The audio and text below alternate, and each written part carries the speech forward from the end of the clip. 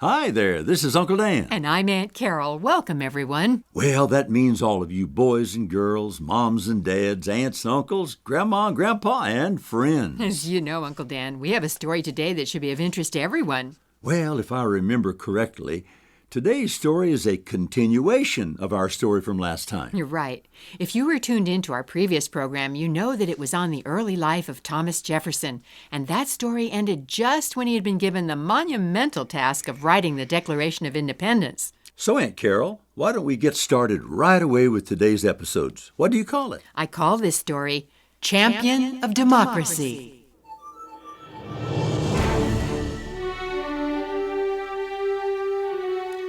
Having been given the task of writing a document which would declare the American colonies free from the control of British rule, Thomas Jefferson settled himself at a small portable desk in his upstairs rented room in Philadelphia, and there he began to pen the words which would change America forever. When in the course of human events, it becomes necessary for one people to dissolve the political bands which have connected them, we hold these truths to be self-evident, that all men are created equal, that they are endowed by their Creator. Finally, after 17 days of diligent work, during which he drew on his memory from the logic and enlightenment of his experience, Thomas Jefferson had the document ready for the committee to look over. Both John Adams and Benjamin Franklin made suggestions, which Jefferson incorporated into his writing. On July 2, 1776, Congress officially voted in favor of Richard Henry Lee's proposal to pronounce the colonies free from British domination. And then Jefferson's declaration went to the floor of the convention, where for several days it was considered line by line. Jefferson listened unhappily as certain portions were altered or deleted. It's all well and good to accuse King George of forcing people into slavery and allowing them to be sold in the marketplace, but I say that without my slaves, I can't run my plantation. Without the slaves, the entire economy of the South would be in ruins. But how can we argue that all men have the right to life and liberty, yet ourselves hold men in bondage? Exactly. Slavery is a foul contagion in the human character. Fine for you to say, Adams. I move we completely strike the slavery issue from the Declaration.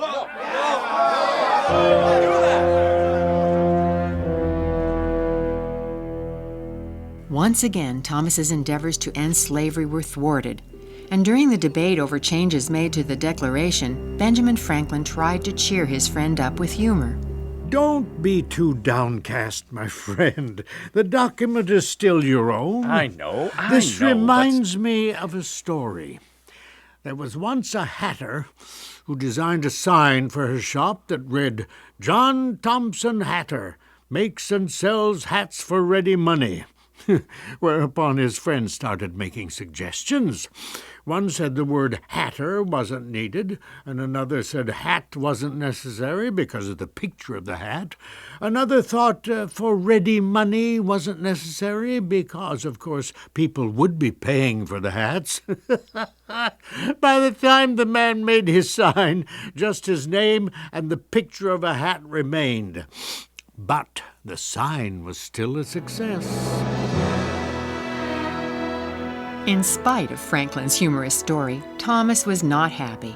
But in truth, the document that resulted still remained a credit to his own intellect and expertise, and it did accurately reflect the heart of the American cause. After 3 days of debate, on the evening of July 4th, the delegates voted to adopt the Declaration, pledging to each other our lives, our fortunes, and our sacred honor. Although the wording was approved on July 4th, only 2 men signed it at that time: John Hancock, president of the Congress, and one other officer. On August 2nd, nearly a month later, most of the remaining delegates put their names to the document.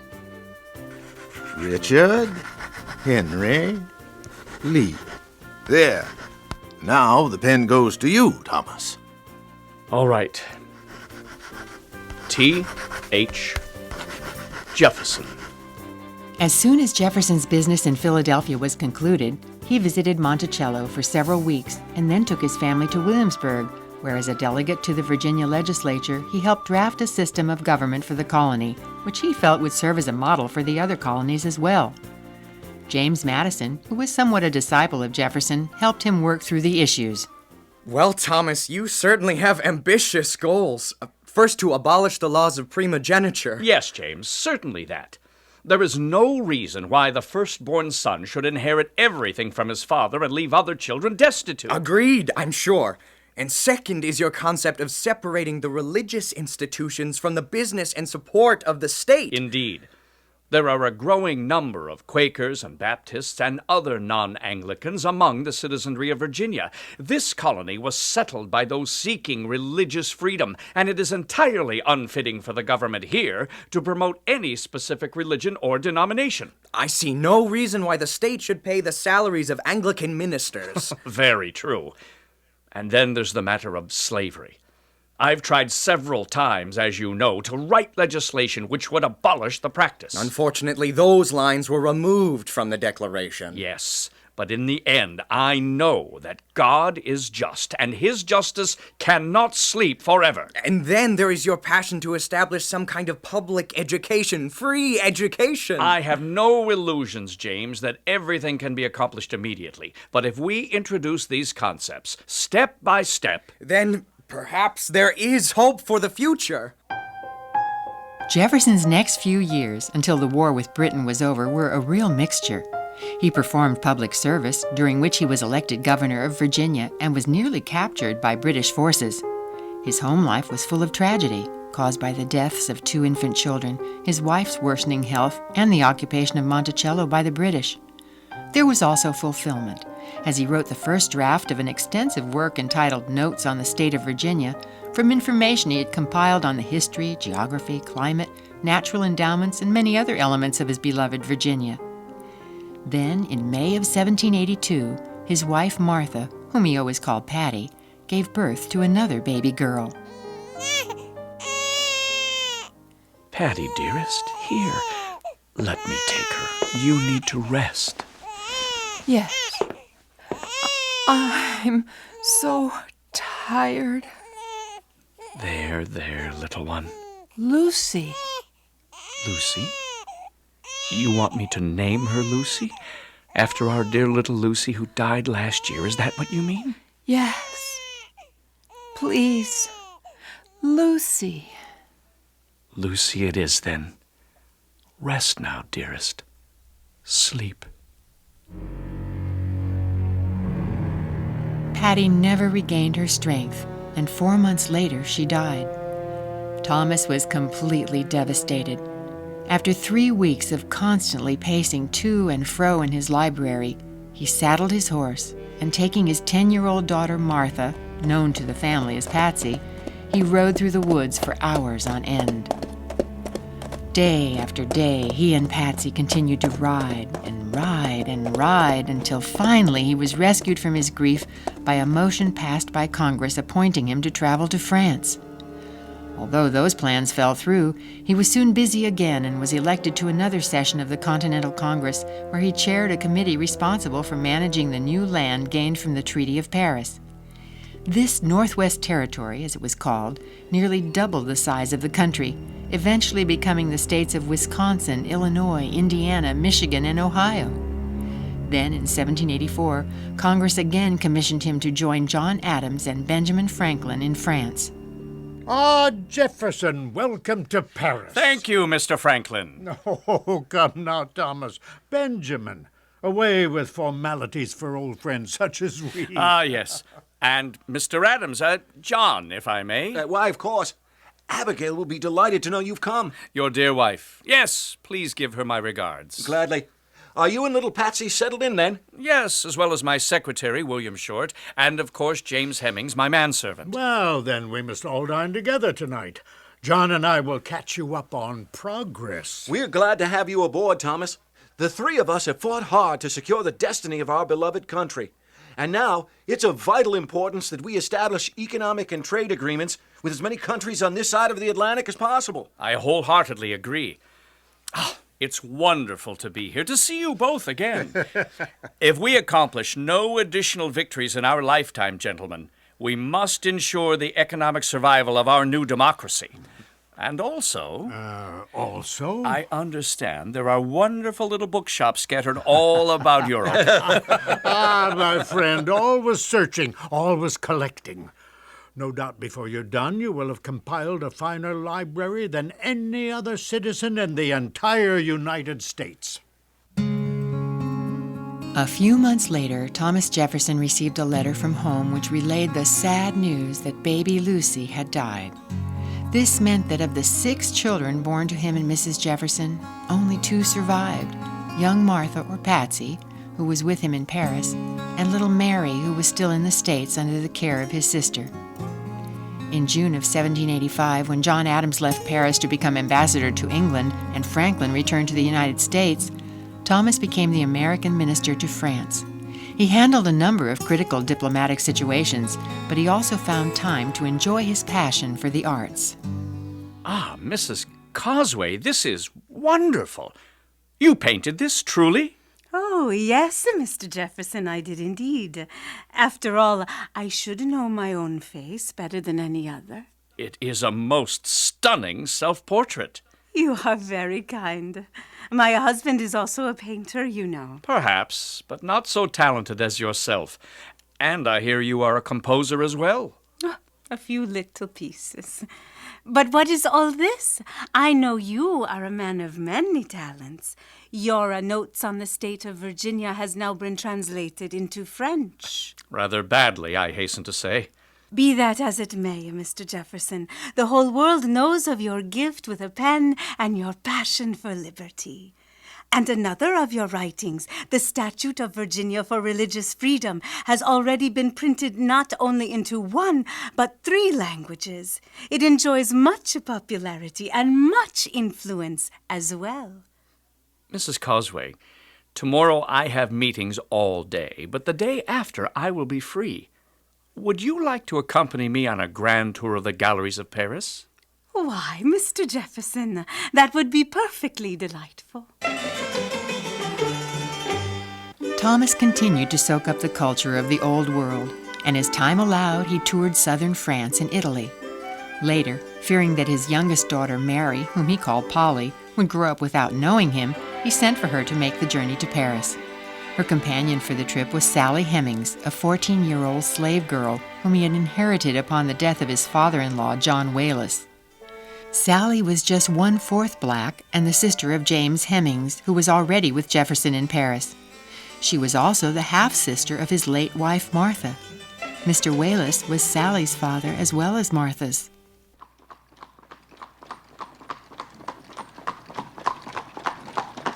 Whoa, whoa there! Look, Patsy, there she is! Polly, hello! Polly, my dear, how you've grown! Welcome to Paris! Father, is that you? Sally, is that them? Yes, Miss Polly. Yes, yes, your father and your sister. Have you forgotten us? After her arrival in Paris, 10-year-old Polly quickly renewed her acquaintance and attachment to her father and sister, and Jefferson enrolled her in the same school as Patsy. Through the weeks and months that followed, Thomas stayed in touch with happenings in the United States by letter and learned that the new Constitution had been adopted, which replaced the Articles of Confederation. George Washington had been elected to become the first president, and John Adams as vice president. Jefferson wrote to friends back home that he was very pleased with progress. We can surely boast of having set the world a beautiful example of a government reformed by reason, alone, without bloodshed. Soon Thomas was laying plans for an extended visit to America. He and his entire company left France in October of 1789, and immediately upon arriving in Virginia, he learned that Washington had named him to serve as Secretary of State. Once the travelers reached Monticello, the family settled in somewhat, as Thomas continued to consider what his response to Washington's appointment might be. Patsy, is that you? Yes. Oh, Father, you'll never guess. What is it, my dear? You're positively glowing. The fall weather has put color in your cheeks. No, Father, it's not the weather. What then? It's Mr. Randolph. Thomas? Yes, he's asked me to marry him. Really? Oh, that's wonderful news. You're not upset then? I mean, it has been so fast. We've hardly had time to unpack our things, but oh, Father, I'm so excited. I mean, I haven't seen him for years, but when we did meet again, Have no fear, my dear. If I could choose a husband for you myself, I could select no better person. His father and I were practically like brothers at Tuckahoe when my father went to manage his family's estate. But this does complicate things a bit. When do you plan to marry? Soon, oh, Father. Well then, I shall see to it that you are settled before I go to New York. It's now the temporary capital, you know. You're going to accept President Washington's appointment, then? I would much prefer to be here and tend to the business of Monticello, Patsy, but yes, I have a duty to serve. With Washington as president and Adams as vice president, and with Mr. Franklin so ill, the truth is that I am the most experienced, particularly in foreign matters, to serve as Secretary of State. Yes, I shall accept. And now, my dear, we have planning to do. The duties of the first Secretary of State included domestic as well as foreign assignments. For example, Jefferson helped set up the U.S. patent system, and he was instrumental in establishing and designing the new United States Capitol, first called Federal City and later renamed Washington, D.C. Of course, there were many difficulties which needed attention, especially since the new republic was just in its infancy. But Thomas was particularly stressed by the uneasy relationship he had with another cabinet member, Alexander Hamilton, Secretary of the Treasury. This is highly inappropriate, Mr. Hamilton. Any dealings with Major Beckwith should come directly to me. He is, after all, seeking information on whether we should side with Britain or with Spain, should they come to blows over the capture of the British ship off Vancouver Island. I can't control to whom Beckwith speaks, Mr. Jefferson. We are old acquaintances, so naturally... Naturally, you should have sent him to me immediately. Such business clearly does not lie with the Department of Treasury. I reported it to the President, did I not, Mr. Washington? Gentlemen, the bigger issue here is the consequences of any alliances we may make. Exactly, Mr. President. The danger is that if we were to side with our recent enemies, namely the British, a thought which is very distasteful to me, and the British should win over Spain in any conflict, they could claim the mouth of the Mississippi, which Spain now holds, as their rightful territory. Surely you can't believe that... The British have not withdrawn their settlements in the upper Mississippi Valley. And of course, they hold the territory in Canada. Yes. It could mean that with a blockade by sea, the British would surround us on all sides, a result which we desperately need to avoid. The conflict with Hamilton continued through a number of issues and resulted in a bitter war of words in the press. By the time President Washington had decided to run for a second term, Thomas had decided to go back to Monticello, but then changed his mind for fear the public would think he was running from Hamilton's political attacks. Before long, however, he did return home, weary of politics and eager to get back to farming. Ah, dear sister, it's good to be home. We've missed you so much, Thomas. All of us. Monticello seems so very lonely without you. I don't know what we, my children and I, would have done without your kindness. Come, Martha. This is your home as well as mine.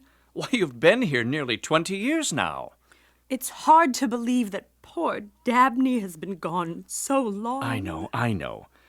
But you remember when Dabney and I were just boys, we pledged to each other that whoever died first would be buried right by the other, here on our favorite hill where we spent many hours playing together.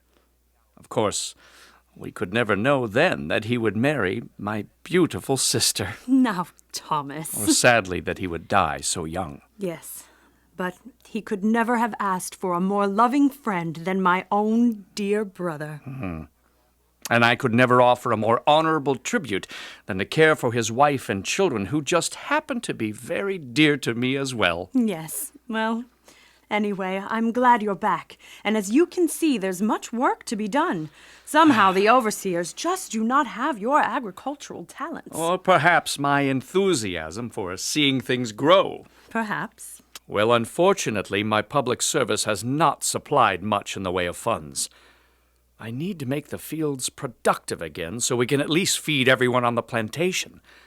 Then there are the debts, not only for the operation of Monticello, but those inherited from our mother's family and from my father-in-law. I don't know how I will manage, but I am returning to farming with great anticipation.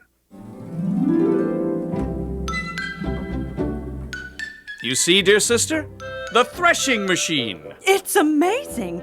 You invented this horse-drawn contraption? Yes, well, contraption or not, it works. Just like the new plow you invented. And the threshing machine saves so much labor at harvest time.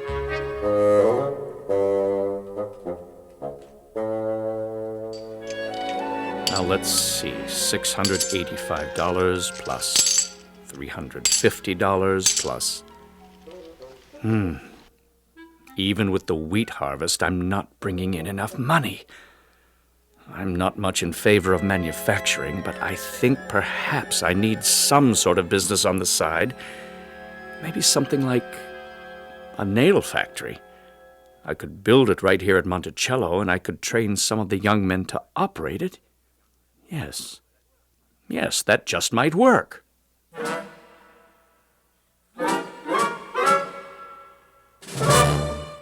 Ah, Monticello, how I love being here. And I think... Yes, I know I want to make some changes in the central house there. Something reminiscent of the architecture I saw in Paris, with a wonderful dome and soaring ceilings. I'll have the workmen start immediately. During these few months and years at Monticello, Jefferson's attention was largely consumed with the affairs at home, but he did keep in touch with the political climate of the times. When Washington announced at the end of his second term that he would not run again, the Republican Party urged Jefferson to run as someone sympathetic to the needs of the farmers. He was somewhat unenthusiastic about the idea. I think, Madison, my dear friend, that you should be the candidate for president instead of me. What do you say? But in the end, the party put Jefferson into the election. John Adams was his Federalist opponent. It was a close race, with Adams receiving 3 more electoral votes than Jefferson. However, in those days, the person receiving the most votes became president, and the runner-up became vice president, a situation which was changed by a later amendment to the Constitution. And in spite of the fact that Adams and Jefferson had collaborated during the days of the Revolution and continued their friendship, they had developed much different views of governmental power. Thomas discussed this with his friend, James Madison. James, this doesn't look good. Adams has sprung a trap on us. He wants to use the friendship that you and I have had with France for political ends. Yes, and now that our warships are clashing on the open seas, it puts us in a very bad light. Indeed. And Adams is now building up the Navy, even creating a Navy department as part of his cabinet, and all to keep France at bay. He seems to be afraid that French refugees will come to this side of the Atlantic with their revolutionary ideas and cause problems. Well, if the Alien and Sedition Acts that he passed into law are allowed to stand, no one will be able to express views against the government without serious consequences. But I say that our government is strong enough to stand up to any criticism. We don't have to deport people who disagree with policy. Exactly. Democracy demands that we allow dissenting views to be heard. You know, James, the Alien and Sedition Acts may very well become a key issue in the upcoming elections. It could become quite a battle. Events would soon prove Jefferson to be correct. The election of 1800 produced much excitement and generated many unfounded accusations. It would also cause a deep rift between 2 friends who once had stood side by side in the battle for American independence, John Adams and Thomas Jefferson. In one sense, however, the warring of the 2 sides concerning the issues at hand proved that the American ideals of freedom and democracy which Jefferson had set forth in the Declaration of Independence were indeed alive and well.